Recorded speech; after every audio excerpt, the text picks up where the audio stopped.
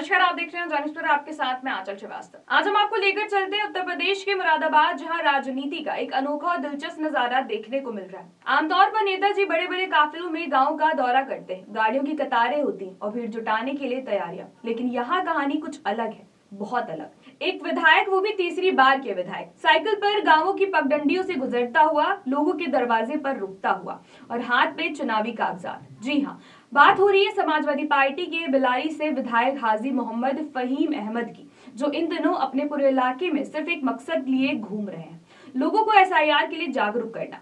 मुरादाबाद के बिलारी विधानसभा क्षेत्र में सुबह का वक्त, हल्की धूप, कच्ची सड़कें और दूर बजती साइकिल की घंटी, लोग समझ जाते हैं कि अरे विधायक जी आ गए। फहीम इरफान बिना किसी तामझाम, बिना सुरक्षा काफिले साइकिल लेकर गांव शाहपुर पहुंचे। सबसे पहले बूथ केंद्र पर बीएलओ और बीएलए के साथ बैठकर एसआईआर प्रक्रिया की प्रगति की समीक्षा की। 2003 की पुरानी वोटर लिस्ट उनके हाथ में थी और सामने आई गणना की प्रपत्रों की सूची।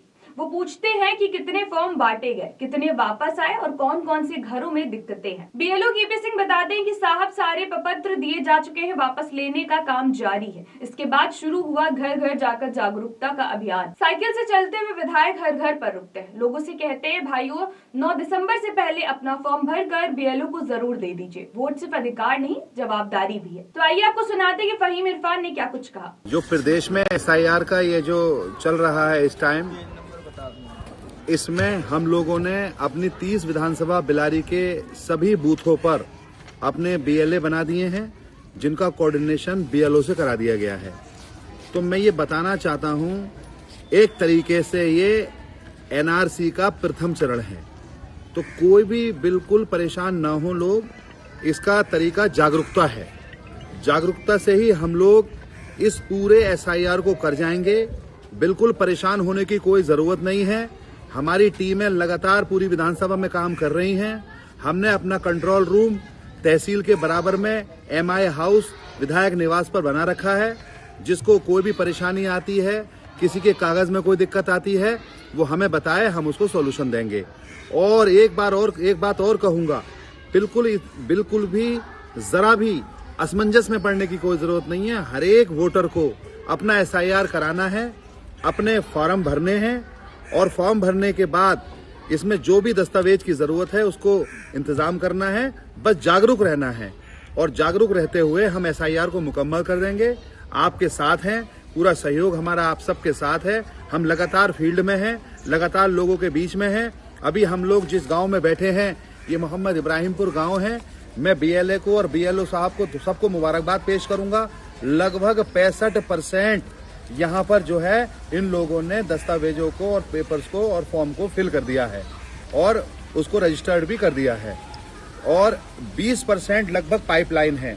तो मैं समझता हूँ इस तरीके से कोऑर्डिनेशन के साथ साथ हम लोग बीएलओ और बीएलए के साथ मिलकर इन सारी चीजों को मुकम्मल करने की तरफ आगे बढ़ रहे हैं। एसआईआर को पूरा करना हमारा मकसद है। एक एक वोट को जागरूक करना हमारा मकसद है। एक एक वोट को बताना, एक एक वोट को उनकी जो हमारी निर्वाचक नामावली है उसमें पहुंचाना हमारा मकसद है। पूरी विधानसभा 30 बिलारी के हिंदू और मुसलमान, नौजवान साथी, भाई, दोस्त, बुजुर्ग, माताएं, बहनें, हम सब मिलकर एक दूसरे के सहयोग से इस निर्वाचक नामावली में अपना नाम दर्ज कराएंगे और आने वाले टाइम में अपना निर्वाचन करेंगे। अगर कोई बुजुर्ग कहता है कि फॉर्म कैसे भरे, तो वो खुद समझाते हैं। किसी को परेशानी होती है तो कहते हैं बीएलए से बात करें, ना हो पाए तो मुझे फोन करें। विधायक का ये ग्राउंड कनेक्शन नया नहीं है। इरफान के परिवार की राजनीतिक जड़ें बहुत पुरानी है। उनके पिता हाजी मोहम्मद इरफान भी इसी सीट से विधायक रहे हैं। फहीम खुद 3 बार जीत चुके हैं। 2022 में इन्होंने कड़े मुकाबले में भाजपा प्रत्याशी परमेश्वर लाल सैनी को हराया था। केजीके कॉलेज से एलएलबी किए हुए फहीम इरफान राजनीति में तेज तर्रार नेताओं में गिने जाते हैं। और दिलचस्प बात यह है कि यूपी विधानसभा के मानसून सत्र में जल शक्ति मंत्री स्वतंत्र देव ने बहस के दौरान इन्हें अपनी पत्नी की कसम खाने की चुनौती दी थी। उसके बाद ये बहस काफी सुर्खियों में रही, लेकिन आज वो पूरी तरह जनता के मुद्दों पर केंद्रित है। उनका कहना है कि वोटर लिस्ट सही होगी तभी लोकतंत्र मजबूत होगा। तो इस तरह यूपी की राजनीति में एक अलग सी तस्वीर सामने आई है, जहां एक विधायक साइकिल की चेन को ईंधन बनाकर लोकतंत्र की मशीनरी को तेज करने में निकला है। क्या इस जागरूकता अभियान का असर वोटर लिस्ट पर साफ दिखेगा और क्या बाकी नेता भी इससे कुछ सीख लेंगे? समय इसका जवाब देगा। तो ऐसी देश दुनिया की बड़ी खबरों पर नजर रखने के लिए आप जुड़े रहिए जन एक्सप्रेस के साथ। नमस्कार।